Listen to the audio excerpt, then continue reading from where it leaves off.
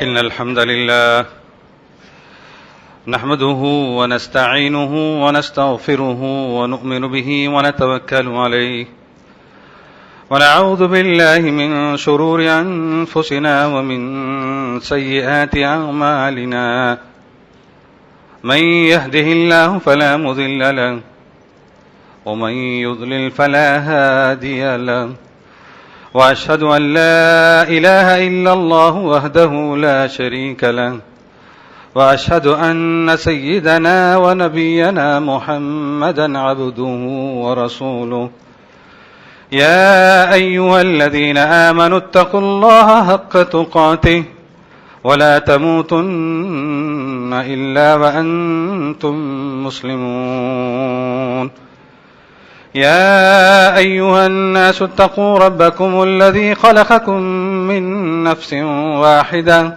وخلق منها زوجها وبث منهما رجالا كثيرا ونساء واتقوا الله الذي تساءلون به والأرحام إن الله كان عليكم رقيبا يا أيها الذين آمنوا اتقوا الله وقولوا قولا سديدا يصلح لكم أعمالكم ويغفر لكم ذنوبكم ومن يطع الله ورسوله فقد فاز فوزا عظيما أما بعد فإن خير الحديث كتاب الله وخير الهدي هدي محمد صلى الله عليه وسلم وشر الأمور محدثاتها وكل محدثة بدعة وكل بدعة ضلالة وكل ضلالة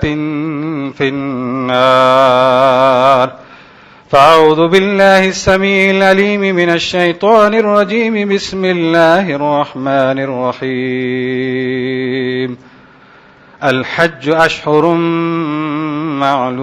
معلومات فمن فرض فيهن الحج فلا رفث ولا فسوق ولا جدال في الحج وما تفعلوا من خير يعلمه الله وتزودوا فإن خير الزاد التقوى واتقون يا أولي الألباب وقال النبي صلى الله تعالى عليه وسلم عن أبي هريرة رضي الله تعالى عنه قال رسول الله صلى الله عليه وسلم العمرة إلى العمرة كفارة لما بينهما والحج المبرور ليس له جزاء إلا الجنة متفق عليه رب اشرح لي صدري ويسر لي أمري واحلل عقدة من لساني يفقه قولي سبحانك لا علم لنا إلا ما علمتنا إنك أنت العليم الحكيم. معزز خواتین و حضرات، حمد و صلات کے بعد حج کا موسم ہے.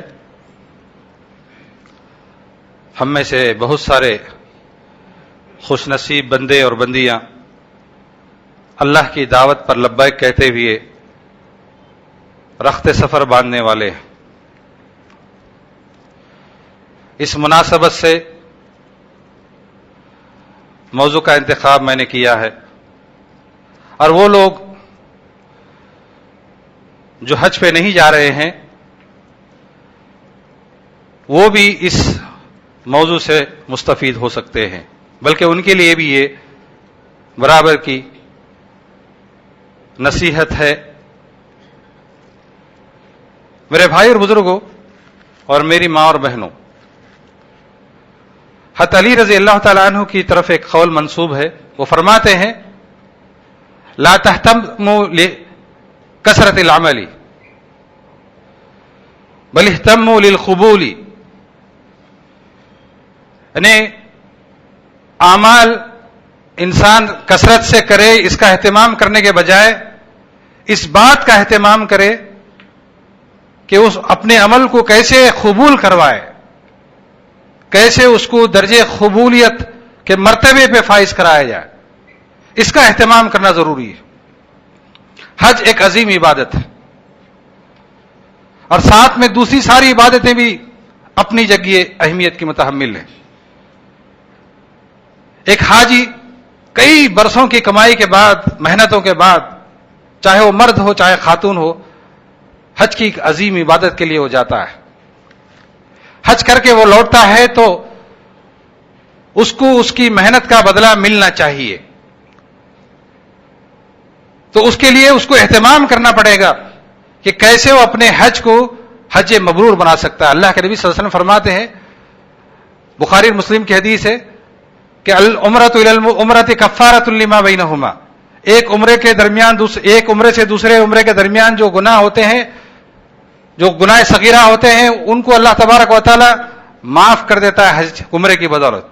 اور پھر اللہ کے نبی صلی اللہ علیہ وسلم آگے فرماتے ہیں والحج المبرور لیس له جزاء الا الجنہ، حج مبرور کا بدلہ سوائے جنت کے کچھ نہیں ہے، یعنی گارنٹیڈ حج مبرور کا بدلہ جنت ہے۔ تو میرے بھائی اور بزرگوں، ہم اپنے حج کو حج مبرور کیسے بنائیں گے؟ اس کے لیے کچھ شرائط، اور جیسا کہ میں نے کہا دوسری دیگر عبادات کے لیے بھی یہی شرائط ہیں۔ کچھ مخصوص اعمال ہیں جن کا تعلق حج سے ہے۔ حج یا دیگر عبادات کی قبولیت کی پہلی اور اولین شرط یہ ہے میرے بھائی اور بزرگوں، اخلاص۔ عمل میں اخلاص کے بغیر ہماری کوئی عبادت قبول نہیں ہو سکتی ہے۔ کبھی ہم میں سے کوئی تنہائی میں بیٹھ کر غور و تدبر کیا کہ اخلاص کس کو کہتے ہیں؟ ہم اپنے عمل کے اندر اخلاص کیسے پیدا کر سکتے ہیں؟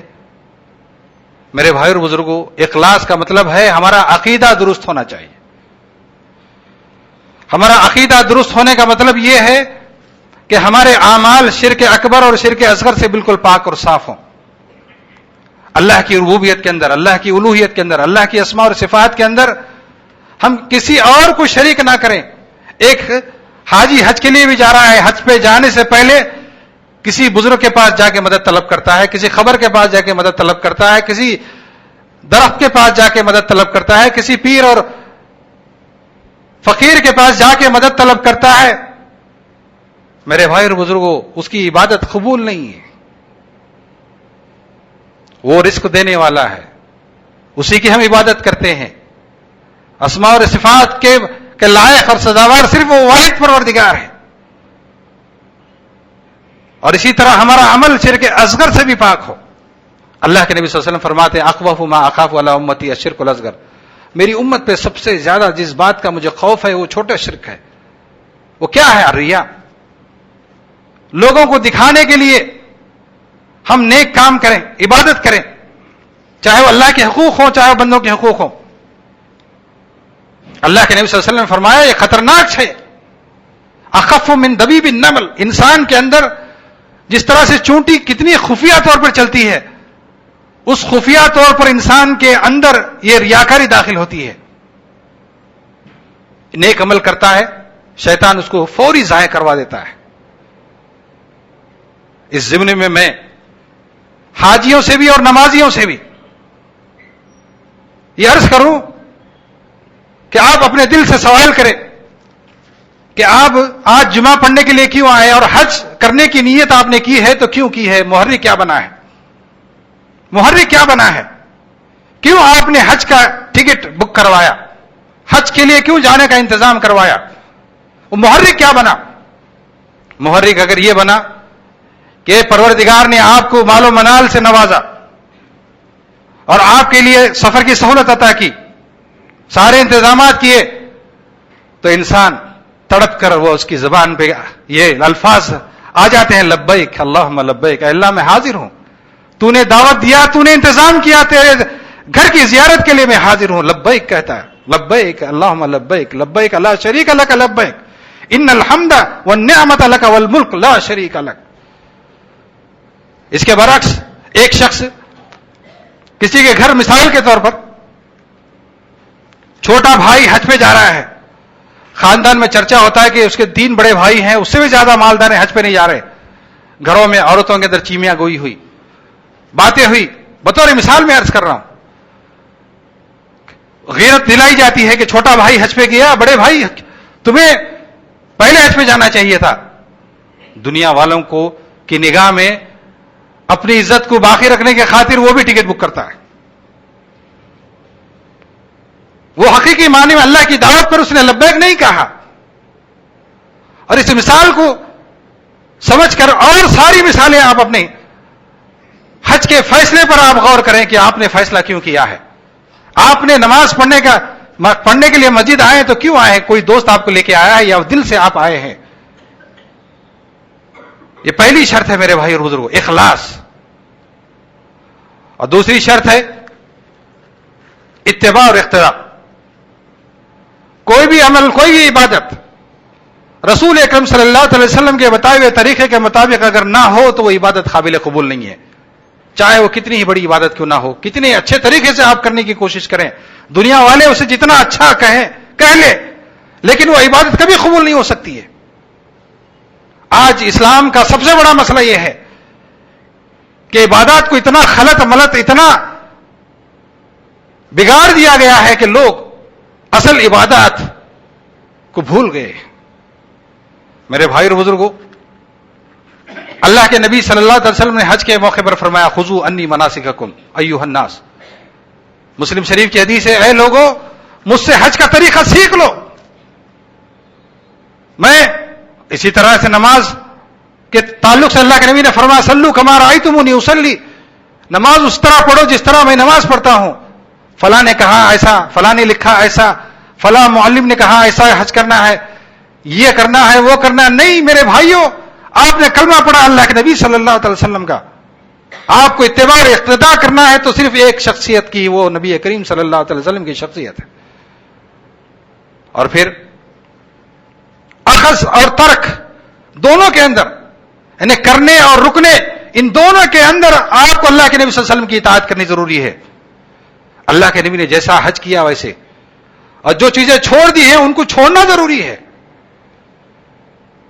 ایک مرتبہ حضرت ابن عباس رضی اللہ تعالیٰ عنہ نے دیکھا کعبۃ اللہ کا طواف حضرت معاویہ رضی اللہ تعالیٰ عنہ کر رہے ہیں. دیکھتے ہیں، آپ جانتے ہیں کہ حجر اسود کا بوسہ لے کر اگر میسر ہو تو وہاں سے آپ طواف شروع کرتے ہیں. اس کو بوسہ دینا ہے، ممکن ہوا نہیں تو ہاتھ سے چھونا ہے، اشارہ کرنا ہے، آگے بڑھنا ہے. اس کے بعد دوسرے کونے کو کوئی استلام نہیں کرنا ہے، تیسرے کونے کو کوئی استلام نہیں، پھر چوتھے کونے کو رکن یمانی کو اگر موقع ملا تو آپ کو استلام کرنا ہے، انہیں چھونا ہے.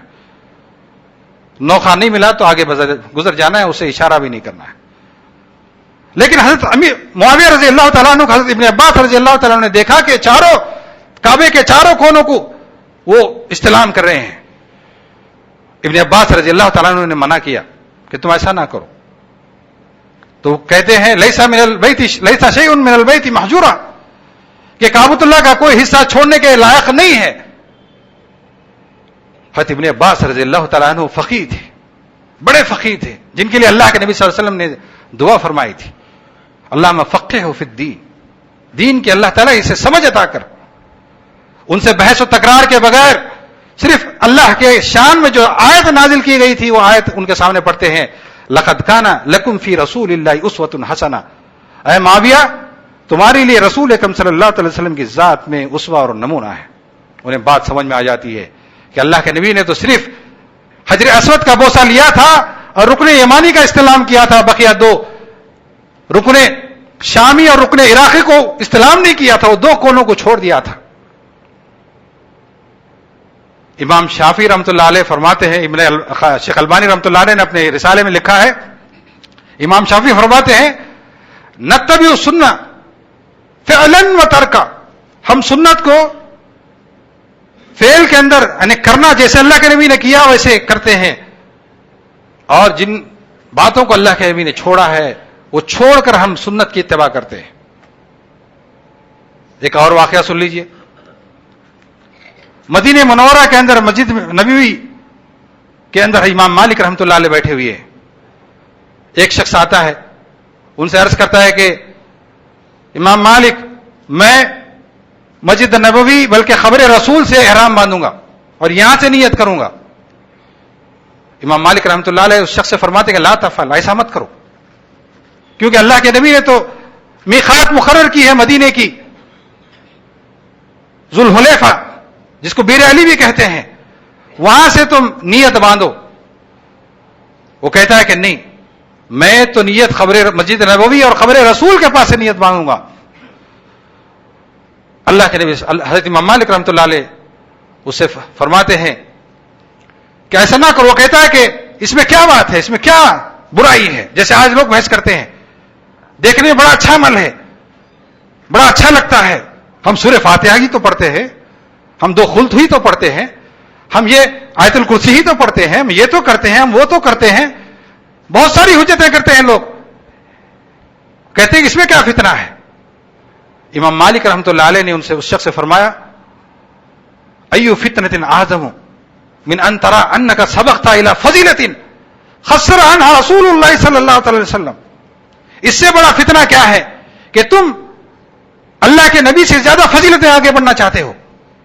جس کام کو اللہ کے نبی نے نہیں کیا اس کو چھوڑنا تمہارے لیے ضروری ہے. اس وجہ سے میرے بھائی اور بزرگوں، حج کی عبادت ہو یا دیگر عبادات ہوں، جن کو اللہ کے نبی نے نہیں کیا انہیں نہیں کرنا ہے، اور چھوڑنا بھی یہ سنت کا اتباع ہے. تیسری شرط ہے میرے بھائی اور بزرگوں،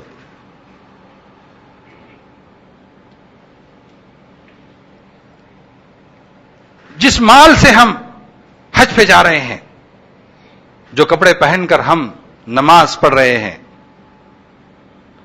وہ حلال کمائی کا ہونا چاہیے. اللہ کے نبی صلی اللہ علیہ وسلم فرماتے ہیں، مسلم شریف کی حدیث ہے کہ ان اللہ لا يقبل الا طیبا، اللہ تعالیٰ صرف پاک چیزوں کو قبول کرتا ہے. سورہ بقرہ کے اندر اللہ تعالیٰ فرماتے ہیں یا ایھا الذین آمنوا کلوا من طیبات ما رزقناکم، اے ایمان والو، اللہ نے جو رزق عطا کیا ہے، جو حلال ہے، وہ اس سے تم کھاؤ.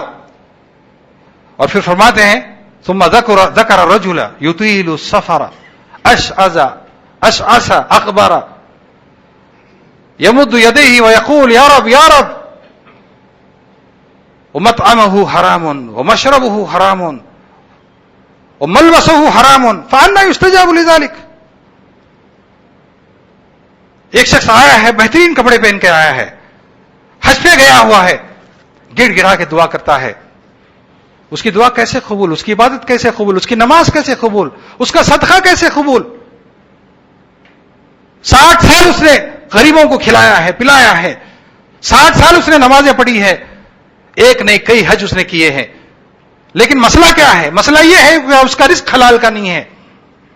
اس کو دھوکہ دیا، اس کو دھوکہ دیا، اس کو ٹوپی پہنایا، اس کی زمین ہڑپ کیا، اس کے کاروبار کو دھوکہ دے کے کمایا، مختلف طریقوں سے، غلط طریقوں سے اس نے روزی کمائی، اور اس مال سے وہ حج جاتا ہے، اس مال کے کپڑے پہن کر وہ نماز پڑھتا ہے، دعائیں کرتا ہے. فان اللہ کے نبی صلی اللہ علیہ وسلم فرماتے ہیں ایک شخص دور دراز سفر کر کے آتا ہے، سفر کر کے جب مسافر کسی جگہ پہنچتا ہے اجنبی جگہ پہ، تو اس کے بدن پہ مٹی اوٹی ہوئی ہے، پڑی ہوئی ہے، تو قابل رحم دکھتا ہے وہ. آپ دیکھیں کوئی مسافر آتا ہے تو لوگ اس پر رحم کھاتے ہیں، قابل رحم ہے، سب دوڑ پڑتے ہیں کہ اس کی مدد کریں. ایسی حالت میں وہ آتا ہے اور اللہ کے دربار میں ہاتھ اٹھا کر دعا کرتا ہے، اے اللہ یا رب یا رب، دعا کرتا ہے، گڑ گڑاتا. ممکن ہے اس کی آنکھوں سے آنسو بھی بہہ جائے.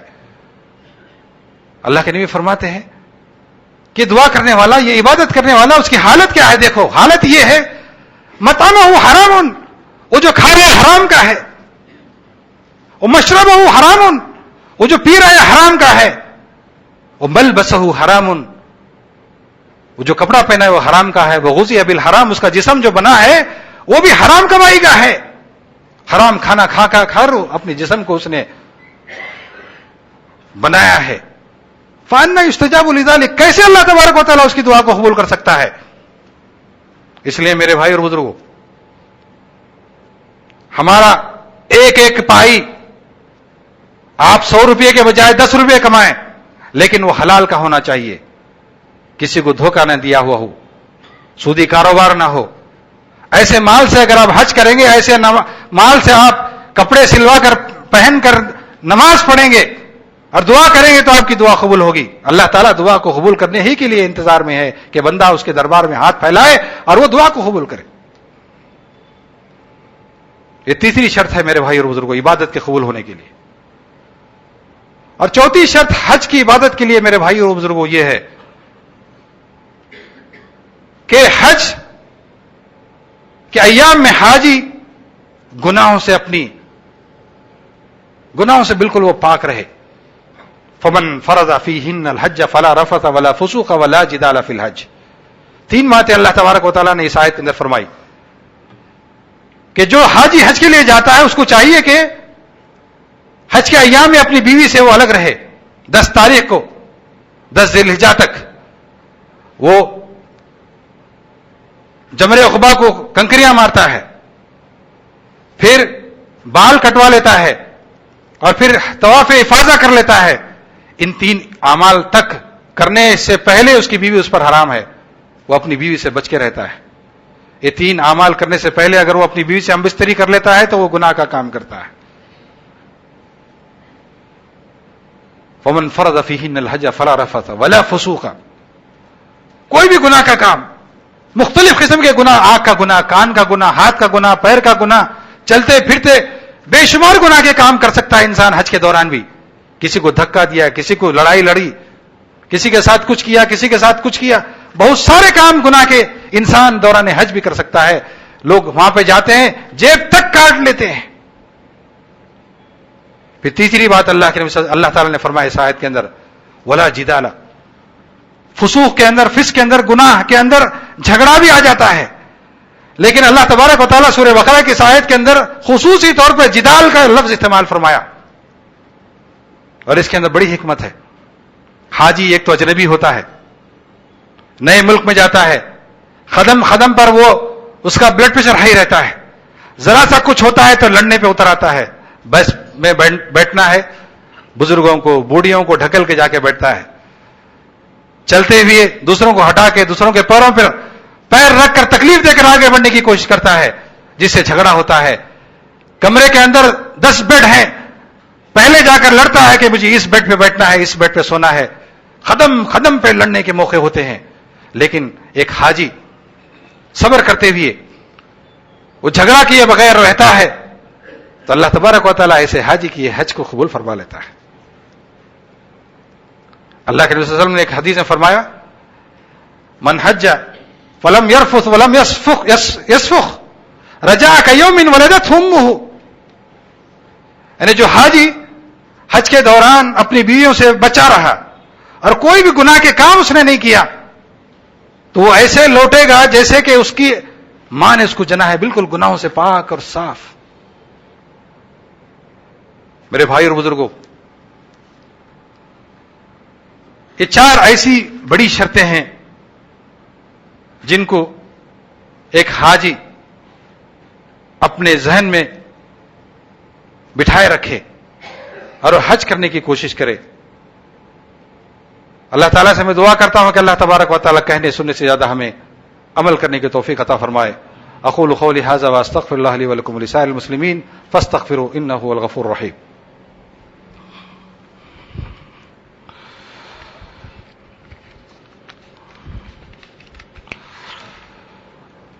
ان الحمد للہ حمدا کثیرا طیبا مبارکا فیہ واصلی وسلم علی نبینا محمد صلی اللہ تعالی علیہ وسلم تسلیما کثیرا کثیرا. محترم حضرات، خواتین، ان شرائط کے ساتھ کچھ آداب ہیں، ہم اس عبادت کو نکھار سکتے ہیں اور اللہ کے دربار میں قبولیت کے لیے بہت زیادہ چانسز ہوں گے. پہلا ادب یہ ہے کہ کوئی بھی عبادت کریں تو اپنے اوپر مراقبے کی کیفیت طاری کریں. مراقبہ کہتے ہیں کہ تقوی اور خوف خدا کا اعلیٰ مقام. ایک حدیث میں اللہ کے نبی صلی اللہ علیہ وسلم نے فرمایا، حضرت جبریل کی جو حدیث ہے کہ تعبد اللہ کانک تراہ فإن لم تکن تراہ فإنہ یراک. یعنی کیفیت مومن کی ایسی ہونی چاہیے کہ ہر وقت وہ ایسی عبادت جب کرے تو اس کی کیفیت دل کی یہ ہونی چاہیے کہ وہ اپنی آنکھوں سے اپنے رب کو دیکھ رہا ہے. اگر یہ کیفیت اپنے اندر نہیں پیدا کر سکتے دوران حج یا دوران نماز کم سے کم یہ کیفیت تو پیدا کرو کہ آپ کی اللہ تبارک و تعالیٰ آپ کو دیکھ رہا ہے.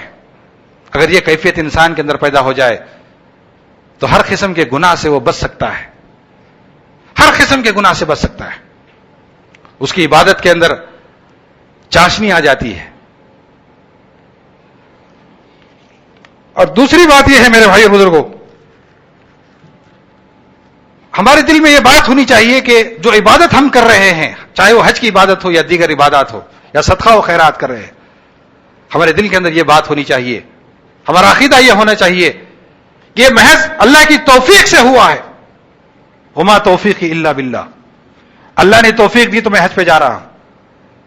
کوئی یہ نہیں کہہ سکتا کہ میں نے اتنی محنت کر کے اتنا پیسہ جمع کیا, میری محنت کے بل بوتے میں حج پہ جا رہا ہوں, اور میری کوششوں کی وجہ سے میں نماز پڑھ رہا ہوں, میری اپنی کوششوں کی وجہ سے میں صدقہ و خیرات کر رہا ہوں. نہیں, آپ کے دل میں یہ بات ہونی چاہیے کہ صرف اللہ تعالیٰ نے توفیق دی جس کی وجہ سے میں حج پہ جا رہا ہوں.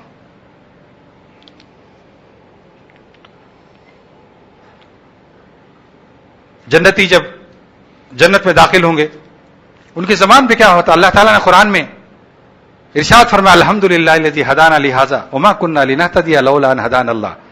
ساری تعریفیں اس کے جنت کے اندر داخل ہو رہے ہیں مومن بندے, ان کے زبان پہ کیا کلمے ہیں, وہ کلمے اللہ تعالیٰ نے ابھی نوٹ کر کے ہمیں قرآن کے اندر بتلایا. ساری تعریفیں اس پروردگار کے لیے ہیں, الحمدللہ الذی ہدانا لہذا, کہ اللہ نے ہدایت دی تو ہم جنت کے راستے پہ چلے اور جنت میں داخل ہو رہے ہیں. اور اگر اللہ ہدایت نہ دیتا تو ہم جنت کے اس دروازے میں داخل نہیں ہو سکتے تھے. تیسرا ادب یہ ہے میرے بھائی اور بزرگوں کہ نیکی کرنے کے بعد اترانا نہیں چاہیے.